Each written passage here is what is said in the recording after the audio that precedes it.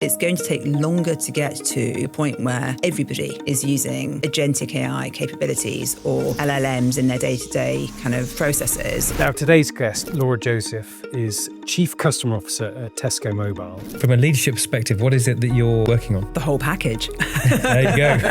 Ta-da! Laura has lived through the full arc of digital and AI evolution, from early computer science and logic programming into today's AI moment. There's a lot of technological innovation that doesn't really have a clear use case. So when you're thinking, what's the innovation that's really going to change things? It's about connecting people. It's about making it easy to speak, communicate with your friends, with your family. She believes technology only matters if it solves a real human problem. And she brings that belief to life through practical insights on usability, accessibility, and experience design at scale. Customers shouldn't experience organizations in the way that we're structured. When customers experience organizations in the way we're structured, that's because something has broken. If you're interested in the future of marketing, technology, and leadership, and how to keep humanity at the center of all three, this is an episode you won't want to miss. Let's dive in. Laura, it's amazing to have you with us here today. Thank you for coming. So Laura, look, thinking about it in the context of your career, I mean, was there a decision or a moment that fundamentally changed the direction of your career? Well, I think when I look back, there were a few things that I think shaped my career. And I think with everybody, there will be things that are environmental and then things that are kind of quite deeply personal. So in my case, from an environmental perspective, I grew up in a household that was absolutely rammed with science fiction and fantasy society books because my mum was a big SF&F reader. And from the age of about sort of 9 or 10, sort of bored one day, nagging my parents to play with me, my dad sort of pointed me at the bookshelves and said, just start at that end and let me know when you get to the other end. And he didn't mention they were triple stacked.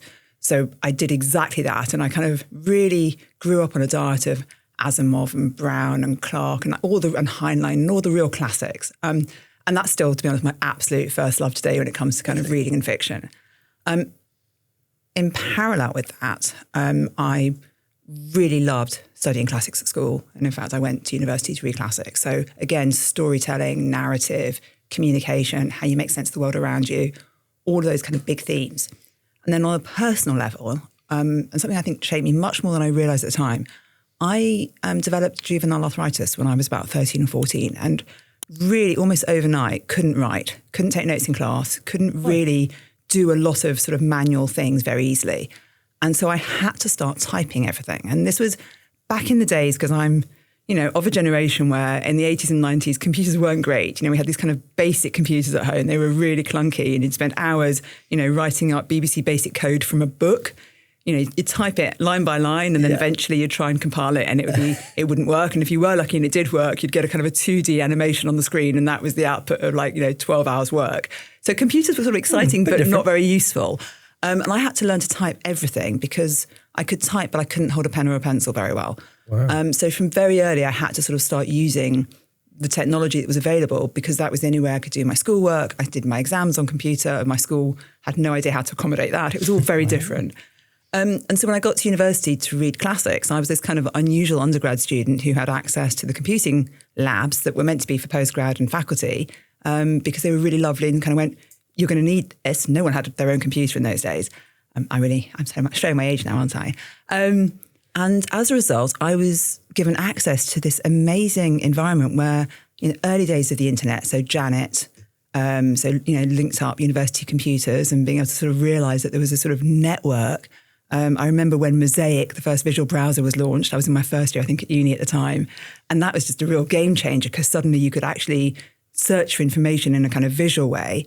I built my own home computer, assembled the parts because I needed one. And I got some budget to buy one because I needed it for my university work. And in my spare time, I was involved with the Science Fiction and Fantasy Society at Manchester, which is, I'm very proud of that. my geek core, I made a lot of very good friends. Almost all of them were scientists or mathmos or computer scientists because Manchester's the home of Alan Turing and the computer. And so because they were all working in that space and excited about what was going on, I was exposed to it probably far more than I would have been in any other world. And as a result of that, I actually went on after my undergrad to do a master's in computer science, which was not an obvious pivot. Whilst doing that, I realised I loved two courses in particular. Logic programming really hit a nerve because that's all about communicating really clearly, which is almost the opposite of all the linguistic work I'd been doing with Latin and Greek, when you're always choosing what's the word, how do you translate it, what's the meaning? And you get to logic and suddenly it's super clear. You say one thing and everyone understands what you mean. And then the other was user interface design. It was the first time I came across both AI and user interface design as part of that course. Both of those courses really kind of blew me away. The idea of designing for inclusivity, the idea of designing for need, which is something I had been struggling with myself for many years, that really resonated, but I was missing narrative. So then I went back to classics and I spent quite a few more years then studying classics, but thinking about how you bring the two together. How do you bring computer science and classics together? Tried at Oxford to create a doctorate that was a combination, a synthesis of the two. Eventually recognised that probably wasn't going to happen at that point in time. And that was what took me into the workplace. But I think by that point, I'd already realised that the things that drive me, that drive my curiosity, are both narrative and communication and storytelling, but also technology, and particularly technology and how you use technology. And that's been my consistent theme. That is the most profound answer I've ever had to, like, how did you find your gig in the world? We've got to be careful. We're in the presence of a proper intellectual here. Seriously. and not only that, I mean, we talk about being a genuine digital native. Yeah. It feels from that embryonic moment in time, you were using the tech, but doing so in a way, it almost felt like marketing was your, the head and heart element, the logic, the creativity, the art formation, the dreamer in you coming to life. This industry feels like it was made for you. I think it does now. I'm not sure that it did when I first went into the workplace. And when I went into the workplace, I didn't go into the workplace to be a marketeer. So what did you go and do? What was the I went lift in, off? For me, the lift off initially was going to work in the early days of the internet, first with BT, but then the real lift off for me was when I joined Demon Broadband. And I actually joined as kind of a junior product manager to help them take this new proposition to market. And that was going to be this thing called XDSL. So until that point, it was all dial up and kind of quite wonky, old fashioned internet connections. They were one of the early trialists with BT Wholesale and OpenReach of this new technology that was going to change everything, maybe. And I went in to lead that and to run that portfolio or product as it was then. And it absolutely skyrocketed. And for me, really the moment of realization was seeing the power of technology to transform lives, how people use it, and realizing that it's how people use something that matters. It's not the technology, it's the adoption, the usability, and the relevance. Because if it's not useful, if it doesn't do something better than you could do earlier, if it's not intuitive, then it's not going to be used. So how useful is it is a much more interesting question than what does it do. So just to give me the context on, was it like a precursor to broadband? It was broadband. We just didn't call it broadband. That was there broadband. The XDSL became ADSL, which was asynchronous DSL, which is basically broadband as we would now look back and call it. And then there was SDSL, which was synchronous. And then we got to the point where everything just got faster in both directions. Then we started with copper, started to move to fibre. It all got faster and faster. And then we started looking at things like, voice over, in IP. What does that look like? And again, I think what's really interesting is I look back and I was talking about things like convergence and voice over data networks. Probably about 20 years ago, I was giving papers on this. It takes time. But what that says to me is mass adoption takes time. You need the killer use case for something. I think WhatsApp was the change for most people, right? That's when everyone started doing WhatsApp dialing. Yes. But the technology had been there for a good 15 years beforehand. So it's not about does it work, it's how do you get people to use it? And that's always the really interesting thing. I'm so intrigued by that. And I wonder if there is one or two nuggets or points or thought processes you have in mind around getting that adoption and usability when you're thinking about a new piece of kit or tech or proposition. Are there things that you think of in order to try to ensure usability is at the heart of what you do? I think for me, usability and customer is at the heart of pretty much everything I do. So there's, I think, the difference between how do you drive adoption and you're thinking about usability from that sense. So how accessible is it? How understandable is it? Always how useful is it? I think the question that sometimes we don't ask properly is what problem is this really going to solve? And that's such a key one. And it's really easy to get distracted because you've got this brilliant product or widget or service and you want to sell it. Coming back to kind of customer need, customer problem, really core marketing principles. Yes. And being able to talk about the why for the customer, that to me is where you really have to start. Wow. What a start.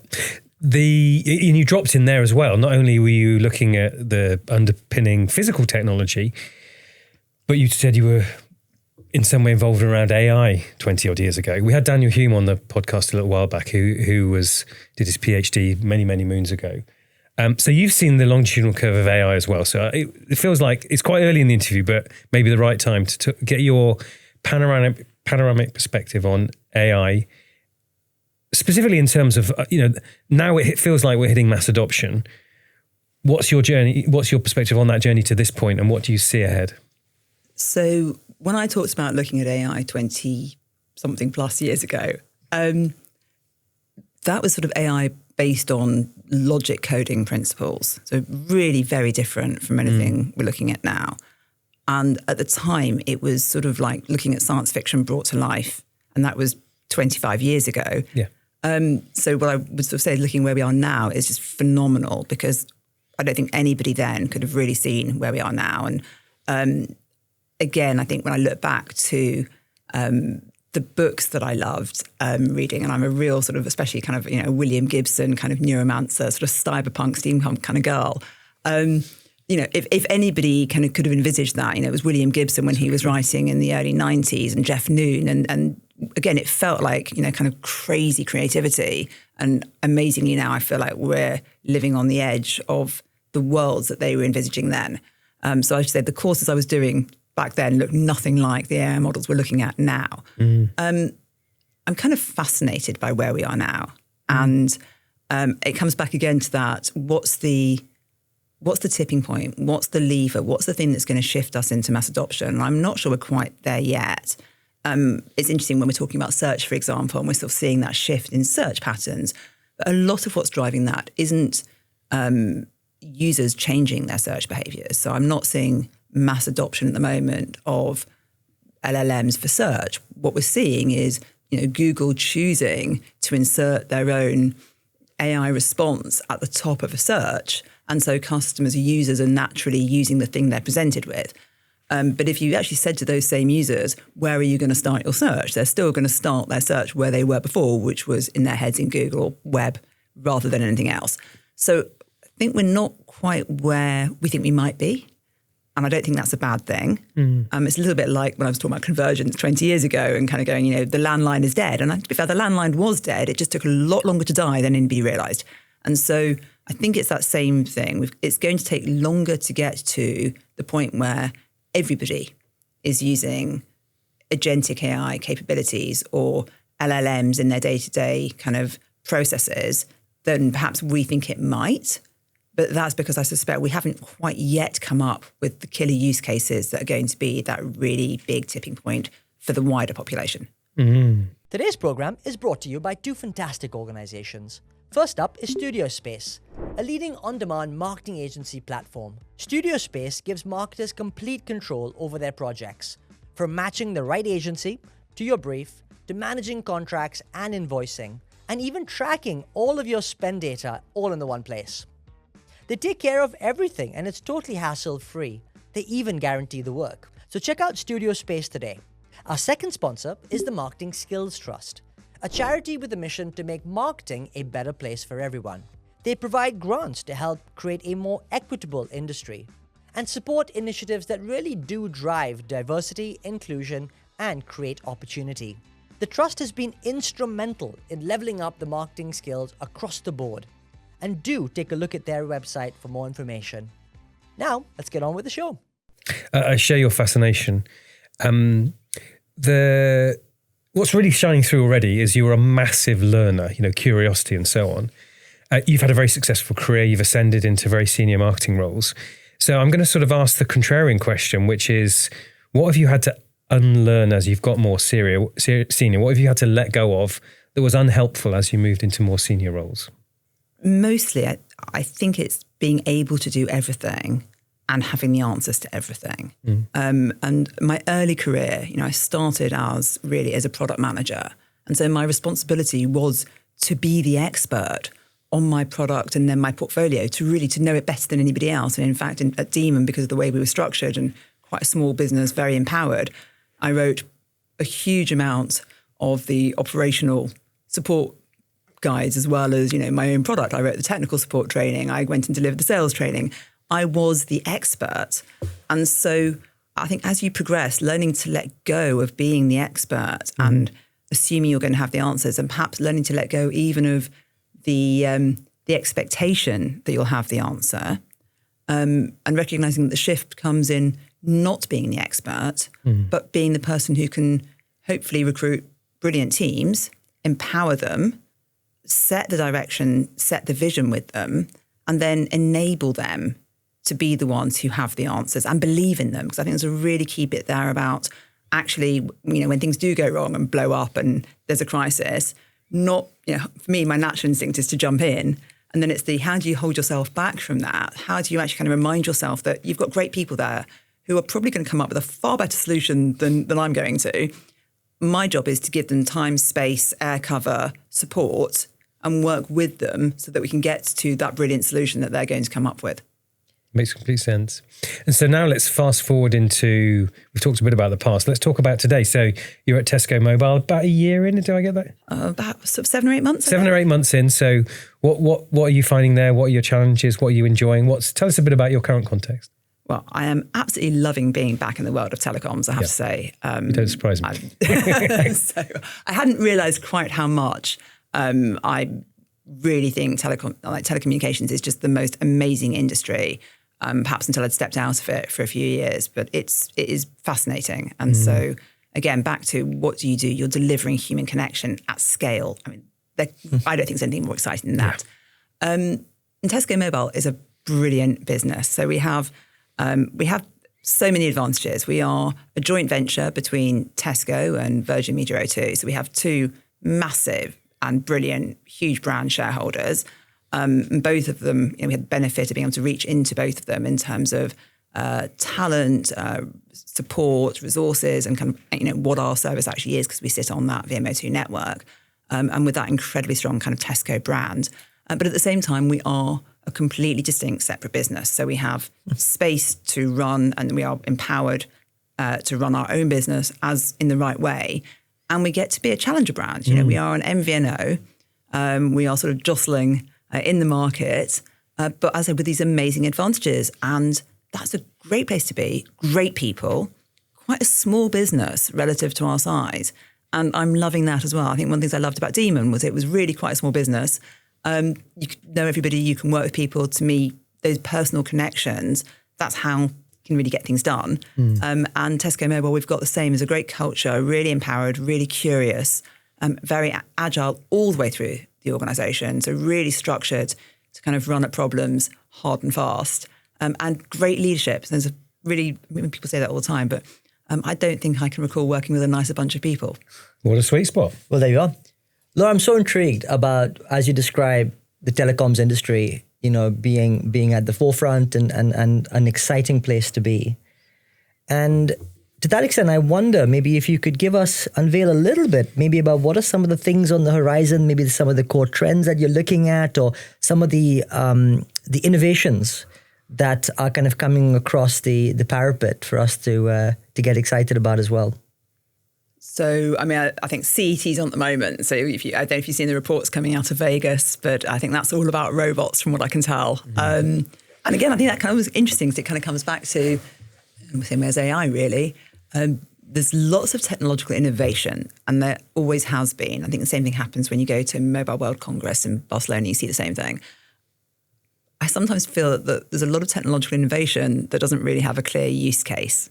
So, one of my contacts kind of posted on LinkedIn yesterday something about, robots making coffee. How much do you really need that when you've got a perfectly good coffee machine? And I think that kind of, to me, there's a bit of that. So when you're thinking, what's the innovation that's really going to change things?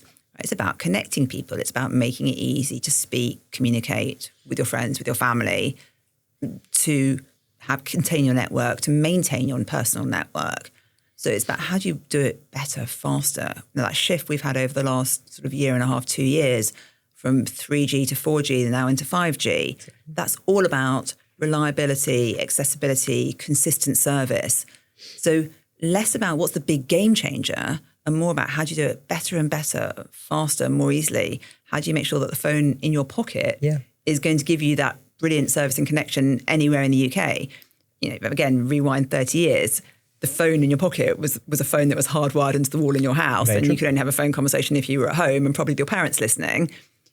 That I think we almost take for granted now that we've unwired ourselves from the wall, that we're out and about, and you assume your phone's going to work when you're in the car, and then you're shocked when it doesn't. So that change now, 3G, 4G to 5G, that's really massive. But actually, from a user perspective, it's just a better experience. Sure.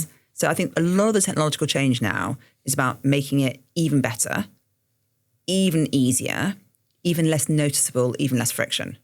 So, through the mind of a science fiction and fantasy SF&F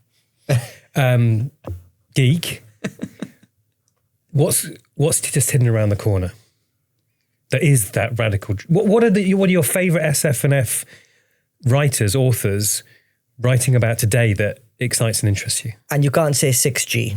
No, well, that's so actually, and maybe this kind of comes back to where I started, and I don't want to sound like a sort of a broken record, but my favourite SF&F writers are the ones that actually write about humanity and not about technology. And the more I've reflected on it, as I've kind of gone through my life, the more I've realised that actually there's very little difference between when you read Homer's Odyssey and you're reading the story of a man who's travelling through different communities, different experiences, different cities, challenges, disasters, trying to get home. And then you read these kind of big kind of space opera books about humanity out in the stars and the challenges they're going to face. At core, they're the same stories. They're stories of being human, of overcoming adversity, of navigating challenge, of building a team, building connections, probably falling in love. And what all of those things mean. What does it mean to be human? What does it mean to face out into the universe and look at the sky and kind of go, what's out there? I think those are the big things. So then my follow-up question, I'm not going to ask you about falling in love, but I am going to pick up on the thing about humanity as a leader. And so I'm really intrigued to know, maybe how others would describe you as a leader, or how you think you'd like to be as a leader, referencing what you've just said about the criticality of humanity. To me, I think there's a few kind of pieces within leadership, or that I aspire to within leadership. You always worry, would other people say the same thing about you when you're not in the room? To me, trust is really important. So I think confidence that the people you're working with are good and can do the job they're there to do is really important. But then trust, actually believing not just that they can do it, but that they know that you believe in them and that they have confidence in you, and that you kind of have that ability to communicate openly and share the good, the bad, the ugly in the right way. That's absolutely critical.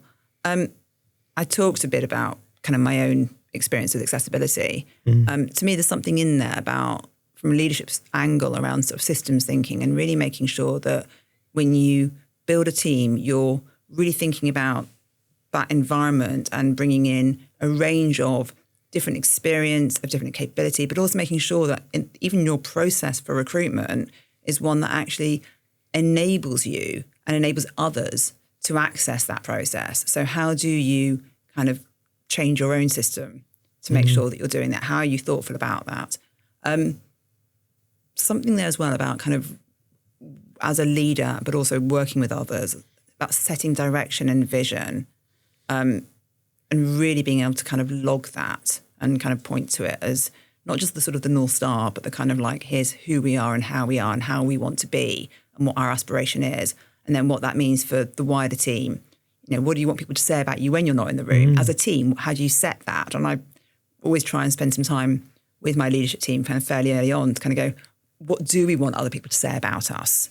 And what would they be saying about us right now? And then how maybe perhaps close the gap from one to the other. And then culture, more broadly, what does that mean? And how do our people feel? And that's probably the thing that drives me the most. I'm so intrigued by this conversation, Laura, and particularly these points around humanity. Coming from a relative technologist, in effect, we're talking a lot about the human side of things. And it reminded me of that wonderful William Gibson quote around, the future's here, just unevenly distributed. And I think for me, the first, the last few year or two, whatever, has really rocked my boat on on where does humanity sit in the context of what we're probably on the precipice of. In a world of AI, we talk about robots and perhaps the potential displacement of how our role in the world will be in a new agentic world. And I would love to get your thoughts on how you see that. I know no crystal balls in the room, but how do you see that, and particularly if you're advising people, maybe even at the beginnings of their career or midway through their career, to prepare and to be ready for what we think is potentially upon us in the next couple of years? I am an incurable optimist. So I drive my friends mad because I will always tell them that the world's getting better. And they'll kind of point to all the reasons out there why it's not. And I still claim that I'd rather be living now than kind of 50 years ago. And I'd certainly be rather living now than 100 years ago. And there are so many, in all the biggest metrics, whether, medicine, health, education, I actually think the world is getting better, not worse. It's bumpy. It's not a straight line. If only it was kind of linear exponential curve, we'd all be laughing, right? But I do think, this is good, not bad. But as with all things, there is, there's going to be a dark side and a light side to everything. So, how it's used and what happens. There will inevitably be consequences and negative consequences of all of these new things. I do believe that the positives outweigh those negatives. So I guess kind of coming back then to your question around what does that mean from a kind of career perspective or from advice, I think it's all about being human. I actually don't think anything's changing. These are technologies, not to put, not to be too sort of facetious about it, but it's when one stone, when one Stone Age man turned to the other and looked at the first wheel and kind of went, oh my God, this is going to kill everything. It's a technology. It's what we do with it and how we use it. And it's the humans in control of it. So it's the humans in control of the big red nuclear button. That's the scary bit, not the big red nuclear button, right? Sure. So it's what do we do with it? What are the choices we make? How do we use it for good? And I'm a huge believer that on the whole, humanity is wired for good and has a propensity for good. Yeah. And that we will mostly, not completely sadly, but mostly tend towards using things for good. What does that mean in terms of maybe coming in and building your career? Well, that's kind of, in some ways, nothing's changed. I think being a generalist is really important. I would kind of really encourage people not to specialise too early, gain skills in different areas, move around, because I guess if I come back to the customer point, customers don't experience organisations in the way that we're structured. In fact, more to the point, customers shouldn't experience organisations in the way that we're structured. When customers experience organisations in the way we're structured, that's because something has broken. Right? When customers hit that break, that's when they have a problem. When operations aren't working with product or with marketing or with digital or however when that join up isn't seamless, that's when customers hit an issue. So if your customer is experiencing your organisational structure, it's because you've missed something in their journey. So get curious, look at different parts of the customer journey, understand the customer, understand your own operations, work in different parts of it, because then you start to be able to build that bigger view of what's the customer experiencing? What does it feel like in ops? How does that work with digital? What does that mean for product? Who isn't communicating? How can we make it better? So I think that's part one.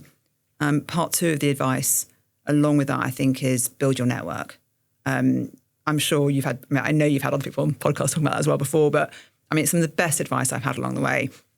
And it's, I think sometimes very easy when you think about your network when you're early in your career, you start thinking about, how do I come from network upwards? How do I, find myself, my mentor, my sponsor, the senior leaders? And no question about it, really important, definitely worth doing. But actually, I think the network that really matters is your peer network and the friendships you build with your peer network all the way through your career. And I go right back to the beginning of my career, and I'm still in really close, regular contact with my peer networks from my first jobs at BT and at Demon, and I value those friendships so much. A bunch of them came to my wedding, we're still in touch. I love that. But the support you get from your peer network, the challenge, the honesty, the shoulders to cry on, and also maybe sometimes like the tips, I saw a job here, or maybe I can recommend you for something. But more broadly, that should be where you really get your oxygen. So build your peer network and invest in it.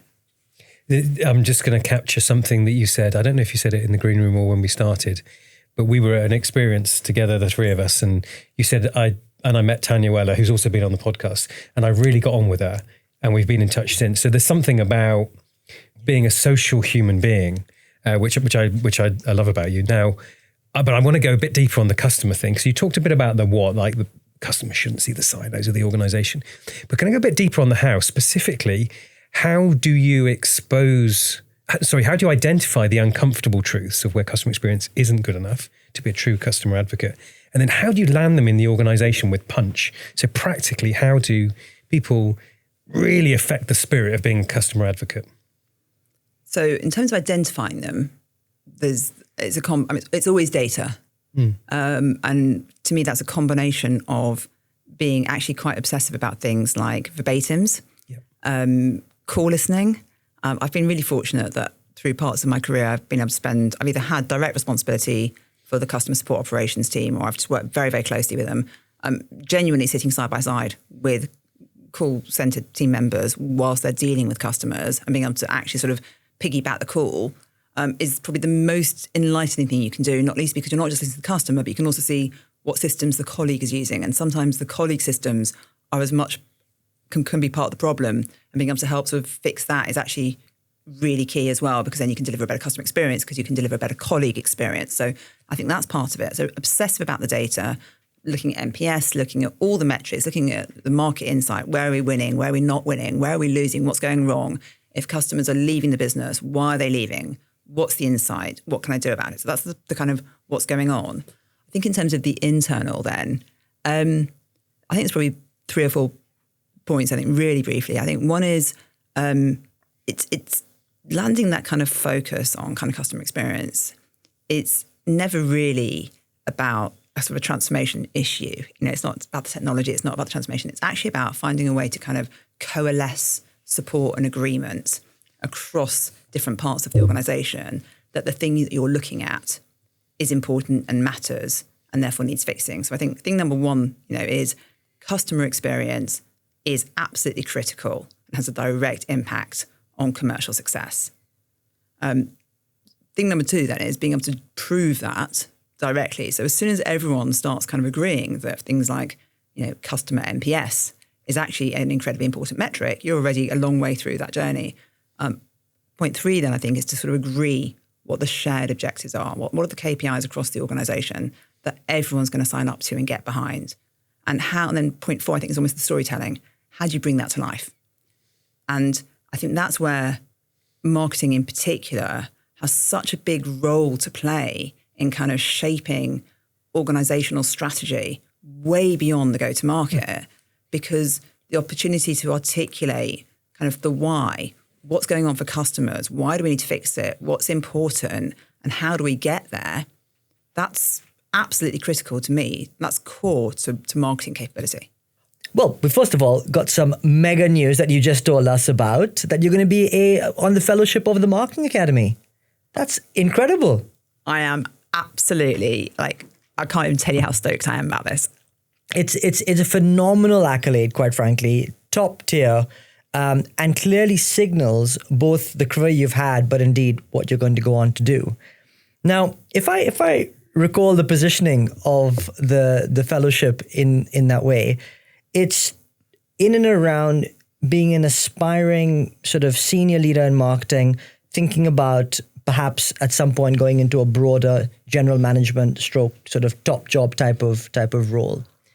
And I wonder, your perspective on how do you think marketers and marketing can elevate ourselves in and across the broader spectrum of the organization, and particularly in the boardroom, to have a greater level of influence and legitimacy? I would love to get your take on that. I think I would probably challenge it just a little bit. Please do. And I feel that sometimes there's a little bit of angst amongst the marketing community that we're not taken as seriously as we'd want to be taken, or there's a sort of sense of, well, how can marketing kind of get its seat or, earn its seat at the top table? And I don't think we should be suffering from that angst. I almost kind of come back to my previous point about kind of marketing kind of being responsible for driving the kind of the strategic narrative of an organisation. I do think we should probably be a bit less angsty about these things and demanding of an organisation to say, we need to be there, we should be there, and believe in ourselves. If I think about kind of your point about what does it mean from a kind of, what does marketing development look like? Maybe we need to back ourselves a bit more, because marketing at its core really looks at, end to end, all of the aspects of kind of commercial experience, product, capability. Why would we not be in the room talking about the customer, the market, the dynamics, the challenge, the competition, the insight?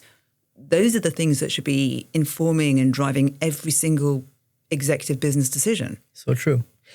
Laura, I'll come on and I'll give you a pushback on as you've done for me.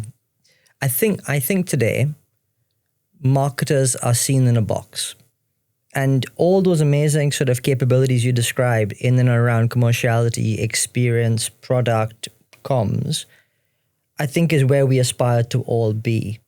And yet across many organizations, it feels like we then get very siloed into one domain versus a broader spectrum.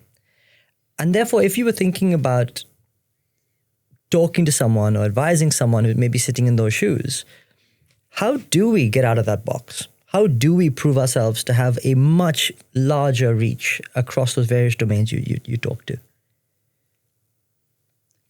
So I think I'll start by saying be curious. Everybody in any part of business will always be happy to tell you about their areas, challenges, the things that are on their mind. So again, I think perhaps that there are less marketers in that space than it feels like sometimes. I think actually most marketers have really got the right to be there, and they're maybe pushing on an open door. They're just not seeing the open door. Interesting. So if you feel like you're in that space, sit down. We talk a lot about CFOs, but I'd say sit down with your COO, your ops director, and get under the skin of what's going on for them.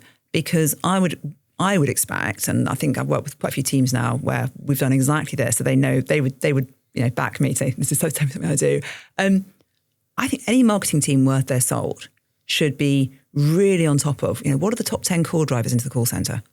What's generating that traffic? What's causing that kind of breakdown in customer experience and driving demand in? And what do we do about it? But those are the sorts of, I think, really important questions that as a marketing leader, you could be asking in the business. What's going on for you? Where's stuff breaking in your world? Where are you seeing customer pain points? What can we do to fix that? And there's so much opportunity, I think, to lean in and to build credibility, and also to gain understanding of how other parts of the business work that perhaps move you out of the marketing funnel and into what it really means to be delivering like that really kind of critical commercial impact to the business. What you said you've had to deal with accessibility challenges when you were very young. And I think you're very steely and resilient. I'm not going to say rock hard because that has bad connotations, but I think incredibly resilient.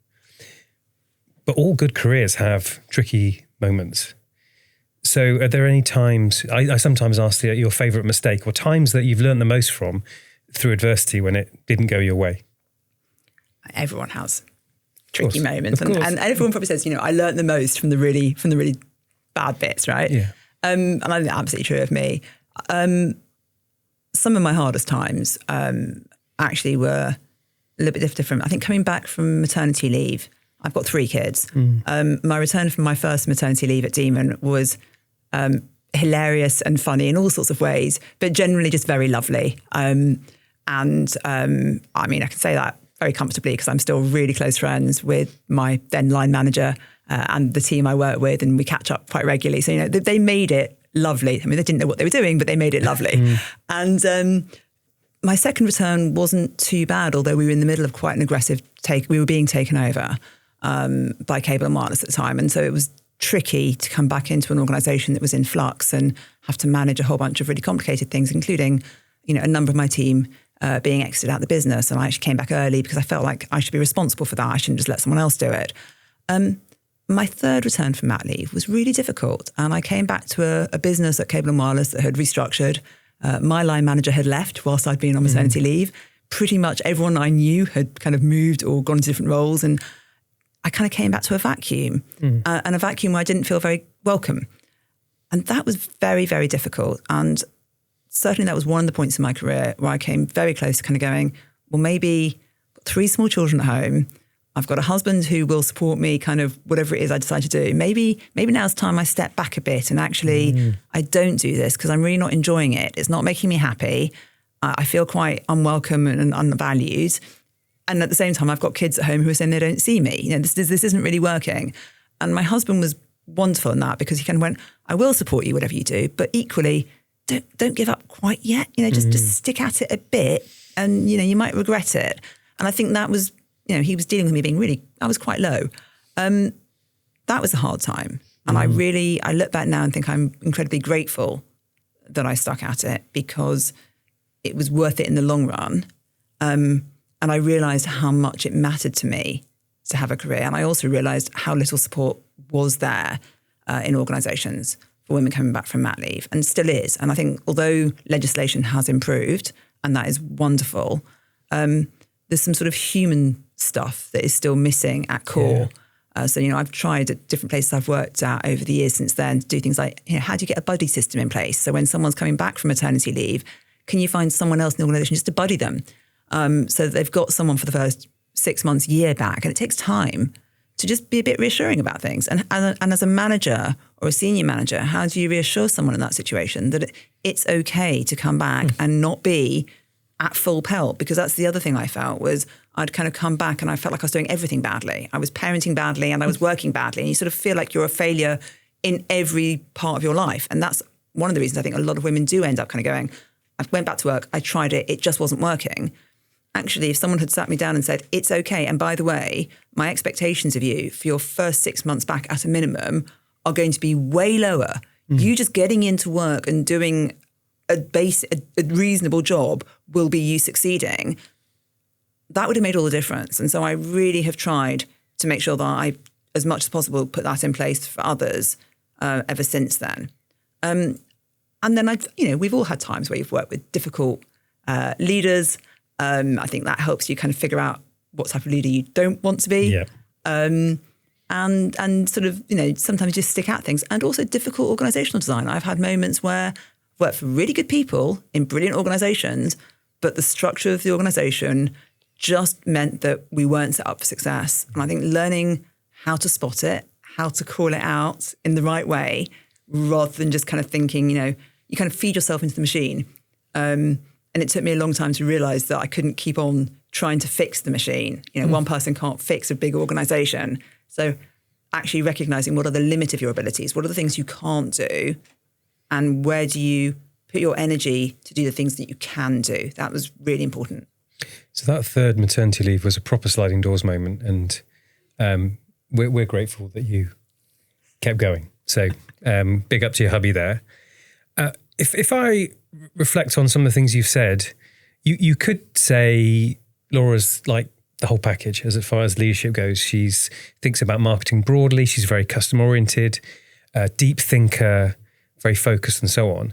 But of course, we're all a work in progress. So from a leadership perspective, what is it that you're working on? The whole package. There you go. Ta-da! And genuinely, all of it. I love learning, and I don't think I'd ever want to be finished. Leadership, I don't think you're ever done. I mean, I'm fascinated by people. I'm conscious that, you know, I have some really good skills and I care massively about people and I can build connection. But equally, you know, there's areas where, you know, that's not my strength. You know, certain types of communication, figuring out certain types of conversation. You know, you still always want to grow and develop. I'm always learning from people around me. I mean, I love the fact that at the moment I'm working with some phenomenal leaders, and every time I see them in action, I just kind of go, I'm sort of sitting there kind of almost like taking notes. The rest of the Tesco Mobile exec, and they know this. I'm going to go, they are brilliant. And I love watching each of them when they're doing things because they're all so good. And so getting to learn from my peers, getting to learn actually from my team is so much a part of the joy of going to work every day. First of all, I've just got to echo, Mark, exactly your point. I think the industry would be so much worse off if you decided at that moment to kind of pack it all in. So I'm really grateful that you didn't as well. We're coming to the end of the segment. So perhaps this is the last question, Laura. I think marketers are going through a fairly difficult time at the moment. There's lots of change around us, and lots of people at the moment are either in between or just starting new things. I mean, you were 7 months into your new role as well. But perhaps on that note, what would you advise people who are making a change in their career, maybe looking for the next thing? And I know that, you guys are, recruiting all the time and such like. So what advice would you give people in those shoes to help them on their way?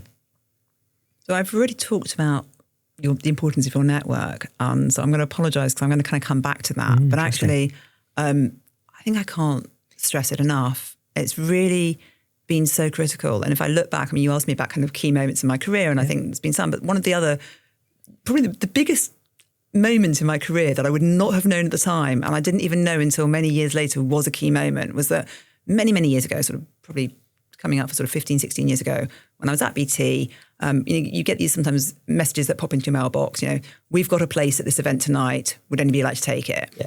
And it was, we've got a place at a Marketing Society drinks function tonight, would anybody like to go? And I have no idea why I said yes, because I didn't know anybody. I didn't know anybody who was going. I'd never been to a Marketing Society event. And I wasn't a member and wasn't for a long time afterwards. But I went along to this one event in a bar. And I walked in thinking, what the hell have I done? And why am I here? I don't know anybody. And this is bonkers. I'm going to go home in half an hour. But I went. And that night I met a few people, one or two of whom then became catalysts for me in terms of personal networking and growth. And on the back of that, I got involved with other organisations. They networked me, connected me to other individuals, somebody that they connected me with, then introduced me to somebody at Barclays, which then led me to having my job there. In fact, I was doing that person a favour and having coffee with them because they were interested in coming to BT. All of these sorts of things happened on the back of me being quite brave and going into an event to have a drink, not really being too sure why I was there. That network and those people and the kind of sort of 10x effect of it through the following kind of 15 years of my life has absolutely kind of reverberated and continues to do so. And I'm still in touch with, I'm not going to name that person because I think they'd probably be mildly embarrassed if I did so. But, that person has had a huge impact on my life and I've told them that. They also gave me some great advice a few years later and told me to build a board of directors. And actually, I think, Mark, you gave me some similar advice more recently than that. I said to you, I've been sitting on that bit of that nugget for a long time now. Build your own virtual board of directors. So find people to be your cheerleaders, your challengers, who you can go to and build that board. And you can fire members of your board as well, right? You don't have to keep the same board your whole life. And they don't need to know you're on your board. In fact, I think I agreed with this person who gave me the advice that you generally don't tell people that you're on they're on your board of directors. That's been really, really useful because it kind of means you don't kind of get locked into, I've got a mentor. You're kind of go, actually, who are the 5 or 6 people who I've got in my mental board who I'm going to help me develop, challenge. And then when you get into this position of whether you're in between roles or thinking about your next role and developing, you're already broadening yourself. You're already doing all of that. You've already got a live board. You've already got your active network. Doesn't mean it's going to happen overnight, but all of these things start to feed into one another. And you should be getting that challenge, that education, that experience, that thought leadership, and the network and the events and all of those things that go with it. And the joy of it, because these are all human connections as well, the people that you like. I think that's really where it's at. Yeah, that sounds awesome. Thank you. Great note to end on. Thanks again, Laura. It's been brilliant to have you today. Thank you. Thank you.